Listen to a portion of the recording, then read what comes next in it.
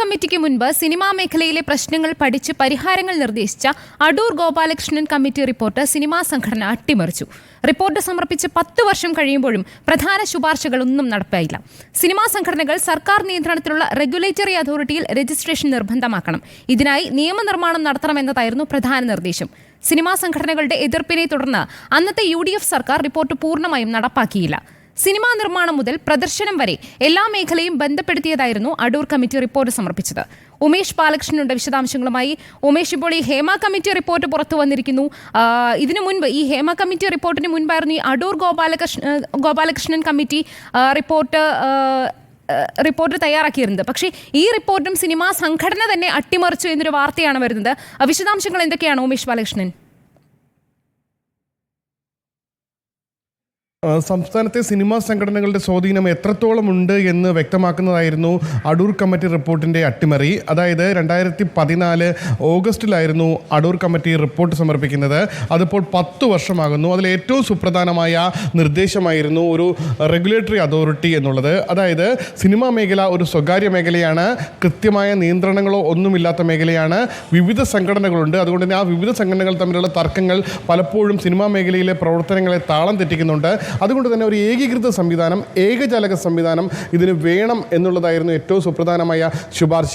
അതായത് നിലവിൽ ഒരു മാതൃകയായി എടുക്കുകയാണെങ്കിൽ ഇപ്പോൾ റെറ എന്ന സംഘടനയുണ്ട്. അതായത് സംസ്ഥാനത്തെ റിയൽ എസ്റ്റേറ്റ് മേഖലകളെ പൂർണ്ണമായി ഏകോപിപ്പിച്ചുകൊണ്ട് സംസ്ഥാന സർക്കാർ രൂപീകരിച്ച ഒരു റെഗുലേറ്ററി അതോറിറ്റിയാണ് റെറ.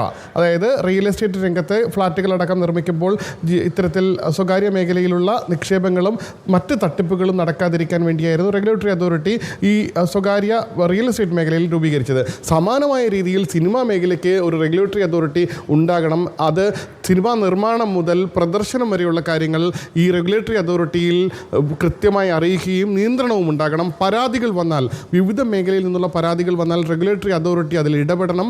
റെഗുലേറ്ററി അതോറിറ്റിക്ക് കൃത്യമായ നിലപാടുകൾ എടുക്കാനുള്ള അവസരമുണ്ടാകണം. നിയമം അതിന് അനുശാസിക്കണം. അതിനുവേണ്ടി മുൻപുള്ള നിയമം പരിഷ്കരിച്ച് പുതിയ സിനിമാ നയം രൂപീകരിച്ച് പുതിയ നിയമം കൊണ്ടുവന്ന് ആ നിയമത്തിന് കീഴിൽ വേണം ഈ റെഗുലേറ്ററി അതോറിറ്റി നടപ്പാക്കാനെന്നും അടൂർ കമ്മിറ്റി ശുപാർശ ചെയ്തിരുന്നു.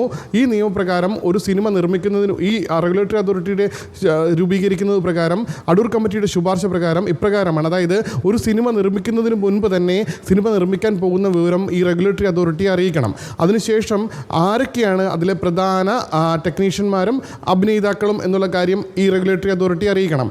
അതായത് ഒരു സിനിമ നിർമ്മിക്കാൻ പോകുന്നുവെങ്കിൽ എന്നു മുതൽ ഷൂട്ട് തുടങ്ങും, എന്നു മുതൽ ഷൂട്ട് അവസാനിപ്പിക്കും, എന്നാണ് റിലീസിങ് ആലോചിക്കുന്നത്, എത്ര രൂപയാണ് ബഡ്ജറ്റ്, ആ ബഡ്ജറ്റിൽ എത്രയാണ് ടെക്നീഷ്യന്മാർക്കും മറ്റ് ജീവനക്കാർക്കും നൽകേണ്ട ശമ്പളം അല്ലെങ്കിൽ അതിനുള്ള ചിലവ് തുടങ്ങിയ കാര്യങ്ങളെല്ലാം വിശദമാക്കിക്കൊണ്ട് ഒരു ചോദ്യാവലി തയ്യാറാക്കണം. ആ ചോദ്യാവലി ഒരു സിനിമ നിർമ്മിക്കാൻ പോകുന്നവർ അത് ഫില്ല് ചെയ്ത് റെഗുലേറ്ററി അതോറിറ്റിക്ക് നൽകണം.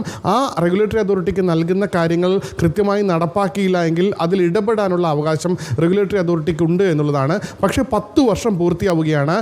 അന്ന് ഈ ഒരു നിർദ്ദേശം മുന്നോട്ട് വെച്ചപ്പോൾ അതിൽ സിനിമാ സംഘടനകൾ, പ്രത്യേകിച്ച് AMMA അടക്കമുള്ള സിനിമാ സംഘടനകൾ ശക്തമായ എതിർപ്പ് ഇതിൽ ഉന്നയിച്ചു. കാരണം സർക്കാർ നിയന്ത്രണത്തിലേക്ക് സിനിമാ മേഖലയെ കൊണ്ടുവരുന്നു. ഇതൊരു ക്രിയേറ്റീവ് മേഖലയാണ്, വളരെ വിശാലമായി കിടക്കുന്ന ക്രിയേറ്റീവ് മേഖലയാണ്. അതിനൊരു സർക്കാർ നിയന്ത്രണം കൊണ്ടുവരുന്നത് അംഗീകരിക്കാനാകില്ല. ശക്തമായ പ്രക്ഷോഭ പരിപാടികൾ ആരംഭിക്കുമെന്നായിരുന്നു അന്ന് AMMA അടക്കമുള്ള സംഘടനകൾ എടുത്തത്. അതുകൊണ്ട് തന്നെ അത് നടപ്പാക്കാൻ അന്നത്തെ UDF സർക്കാർ തയ്യാറായില്ല. പിന്നീട് വന്ന LDF സർക്കാരും ഈ റിപ്പോർട്ടുകൾ പൂഴ്ത്തിവെച്ചു. അതിനുശേഷമാണ് സിനിമാ മേഖലയിലെ സ്ത്രീകളുടെ പ്രശ്നങ്ങൾ പഠിക്കാൻ വേണ്ടി ഹേമ കമ്മിറ്റി നിയോഗിക്കുകയും റിപ്പോർട്ട് സമർപ്പിക്കുകയും ചെയ്തത്. ഇത്തരത്തിൽ സിനിമാ മേഖലയിൽ നിരന്തരമായ പ്രശ്നങ്ങൾ, അതായത് കഴിഞ്ഞ 10 വർഷം മുമ്പ് തയ്യാറാക്കിയ റിപ്പോർട്ട് പോലും നടപ്പാക്കാൻ സംസ്ഥാന സർക്കാർ തയ്യാറായില്ല. അതിനുശേഷം വന്ന സർക്കാരുകളും തയ്യാറായില്ല. അതിന് കൃത്യമായി സിനിമാ സംഘടനകളുടെ എതിർപ്പ് തന്നെയാണ് കാരണം. അത്രത്തോളം പ്രബലരായിരുന്നു സിനിമാ മേഖലയിലെ ഈ സംഘടനകളെല്ലാം. എന്തായാലും കഴിഞ്ഞ ദിവസമാണ് AMMA എല്ലാ ഭാരവാഹികളും രാജിവെക്കുകയും അതിനുശേഷം തുടർ പ്രതികരണങ്ങൾ ഉണ്ടാവുകയും ചെയ്തത്. ഹേമ കമ്മിറ്റി റിപ്പോർട്ട് വന്നതിന് ശേഷം വലിയ രീതിയിൽ ഈ സിനിമാ മേഖലയിൽ അനുഭവിക്കേണ്ടി വന്ന ബുദ്ധിമുട്ടുകളെക്കുറിച്ച് നിരവധി പേർ തുറന്നു പറയുകയും ചെയ്തിരുന്നു. ഒരുപക്ഷെ അന്ന് തന്നെ അടൂർ കമ്മിറ്റി റിപ്പോർട്ട്, അതായത് 2014 ഓഗസ്റ്റ് 8-നാണ് അടൂർ കമ്മിറ്റി റിപ്പോർട്ട് സമർപ്പിക്കുന്നത്. ആ സമയത്ത് തന്നെ സമയബന്ധിതമായി ഇത് നടപ്പാക്കി മുന്നോട്ട് പോയിരുന്നുവെങ്കിൽ ഈ സർക്കാർ നിയന്ത്രണത്തിൽ അല്ലെങ്കിൽ സിനിമാ മേഖലയിൽ നടക്കുന്ന സിനിമാ നിർമ്മാണം മുതൽ വിതരണം വരെ നടക്കുന്ന മറ്റ് നിയമവിരുദ്ധ പ്രവർത്തനങ്ങൾ എന്തെങ്കിലും ഉണ്ടെങ്കിൽ ഒരു പരിധി പരിധിവരെ അത് നിരീക്ഷിക്കാനും നിയന്ത്രിക്കാനും സർക്കാരിനാകുമായിരുന്നു. പക്ഷേ ഈ പറഞ്ഞതുപോലെ സിനിമാ മേഖലയിലെ പ്രബലരായ ഒരു വിഭാഗം, അത് AMM അടക്കമുള്ള സംഘടനകളുമുണ്ട്. അവരുടെ ആ എതിർപ്പിനെ മറികടന്ന് ഈ അടൂർ കമ്മിറ്റി റിപ്പോർട്ട് നടപ്പാക്കാനുള്ള ആർജവം അന്നത്തെ സർക്കാരിനില്ലായിരുന്നു, അതിനുശേഷം വന്ന സർക്കാരിനുമില്ലായിരുന്നു. എന്തായാലും നിലവിൽ അടൂർ കമ്മിറ്റി വീണ്ടും ചർച്ചയാവുകയാണ്. കാരണം ഹേമ കമ്മിറ്റി റിപ്പോർട്ട് പഠിച്ച് ആ ഹേമ കമ്മിറ്റി റിപ്പോർട്ടിന്മേലുള്ള ശുപാർശകൾ ഒരു ഭാഗത്ത് നിൽക്കുന്നു.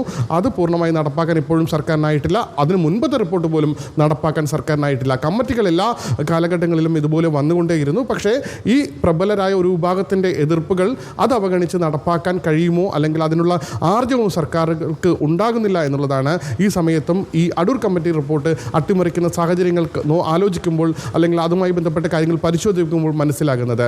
വ്യക്തമാണ്. ഉമേഷ് ബാലകൃഷ്ണൻ അത് തന്നെയാണ് അവർ